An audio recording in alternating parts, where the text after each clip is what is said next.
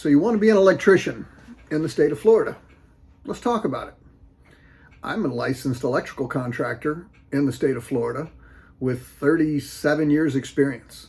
My company's been around for 29 years.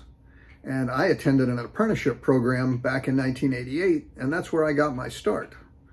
And that's what I want to tell you about. There's several apprenticeship programs in Florida, across Florida, anywhere in Florida.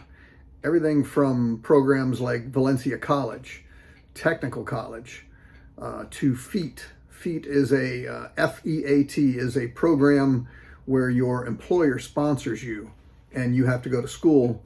And I'm not sure the term on that apprenticeship with FEAT. I'm more familiar with the last one, I'll tell you. But FEAT is a good program. Lots of good electricians turn out from the apprenticeship program of FEAT. But the one that I attended in 1988 was in Fort Lauderdale, and it was with the International Brotherhood of Electrical Workers. So it's a trade union. It's an apprenticeship school through the trade union. I didn't have to get strapped down with student debt. I didn't have a loan. All I had to pay for was books every year. And if you were the top performer, which I was not, your books were free. Just like in Orlando today, I believe there's still a program where if you're the top performer in their program, your books are free. But on average, I hear it's around $500 a year for books. But that's not bad. $500 a year to become a licensed electrician. It's free. Everybody loves free. So when I refer anybody, I tell them to call down to the IBEW and ask about their apprenticeship. It doesn't matter, male, female, whatever. You just need to have some basic math skills like algebra. Believe it or not, algebra, every time you talk to somebody like, oh, I took algebra in high school, I'll never use it again. As an electrician, you use it all the time. And I could get into that, but trust me, you're going to use algebra all the time. So you have to pass basic algebra test as an entrance exam. Then you're going to start out as a first-year apprentice and learn electrical theory. This entire program, again, is free, and it teaches you a career, not just a job, a career. So I'm going to tell you my story.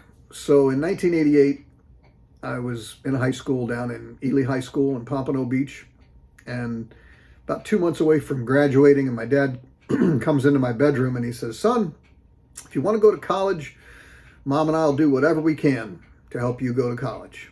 And I was kind of like, I'm in school. It's like senior skip day every other day at the end of the year. We're just like partying all the time. I'm worrying about what kind of wax to wax my Camaro with. How good does my mullet look? And which girl am I taking out on Friday? That's all I was concerned about. So I'm like, no, Dad, I don't want to go to college. I'm going to stick around here.